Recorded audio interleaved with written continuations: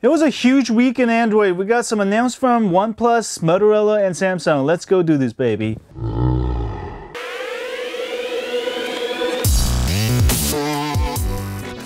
First up is the OnePlus 2, which was announced last week. The new OnePlus 2 will feature a 5.5-inch 1080p screen just like last year's model, along with a Qualcomm 808 processor, 4 gigs of RAM, and a 13 megapixel camera that features a 1.3 micrometer pixels.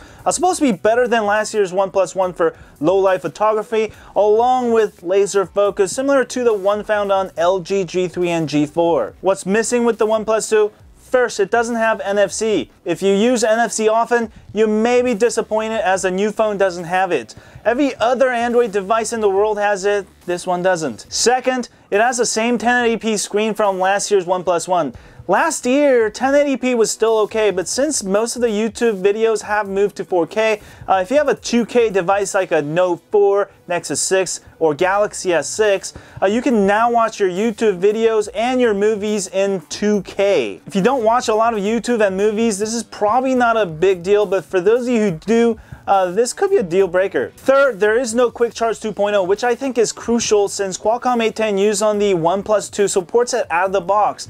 It will take 2 full hours to charge your phone with the OnePlus 2. That could have been slashed to just 1 hour with quick charge technology. But considering the cost of the OnePlus 2 at $389 for 64GB version and $329 for 16GB version, it's definitely not a bad upgrade. Heck, you could buy 2 Samsung flagship devices at that price. I should definitely have a full unboxing and review of the OnePlus 2, so watch out for that. Motorola had a big event last week. They didn't invite me, and announced their new Moto X Style, Moto X Play, and Moto G. Actually, I don't want to go. The Moto X Style is the new high-end device with 3 gigs of RAM, 5.7-inch Quad HD display, Snapdragon 808, and a new whopping 21 megapixel camera that Motorola claims incredibly improved. The Moto X Style will be directly available from Motorola, Best Buy, Amazon, and is offered as a pure unlock device with LTE support for all carriers. That definitely sounds like a good deal. If the 21 megapixel camera lives up to it, I'll definitely get one for unboxing review, so watch out for that too. Motorola also announced the Moto X Play, which is a phone with a bigger battery, 3630 milliamp hour to be exact, the same 21 megapixel camera, a smaller 5.5-inch 1080p screen, and a Snapdragon 615 processor, a micro SD card slot, 2 gigs of RAM, and 5 megapixel front-facing camera. Like the Moto X Style, the X Play will also be configurable through Moto Maker. While the X Play does appear to be the more budget option, it will also not be available in the US. We guess that it's because there will be a similar device on Verizon's Droid lineup. The Style will be available in September from $399, while the Moto X Play will be available in August starting at £299 in UK pounds. Okay, Motorola also announced the Moto G, which ended up pretty much as we expected. We have 2 variants.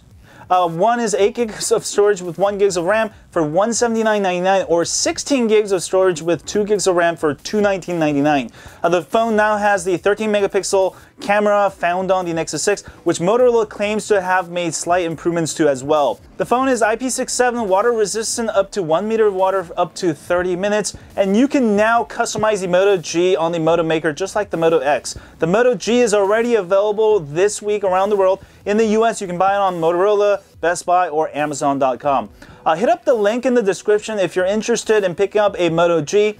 I've never been a fan of super budget Android devices, particularly because you get what you pay for. But the Moto G definitely can be a great budget device for those of you having financial woes. It's like the woe phone. Okay, lastly but not least, Note 5 is coming soon. Samsung has decided this year that they're going to announce the new Note 5 way before the iPhone 7. And it will be announced in New York this August 13th, only 10 days away. Here's what we know so far. Note 5 will feature an Exynos 7420 just like the Galaxy S6, along with 5.6-inch 1440p screen, 4 gigs of RAM, and 16 megapixel camera. Now, according to Sam Mobile, the Note 5 may also feature Exynos 7422, which will be ideal.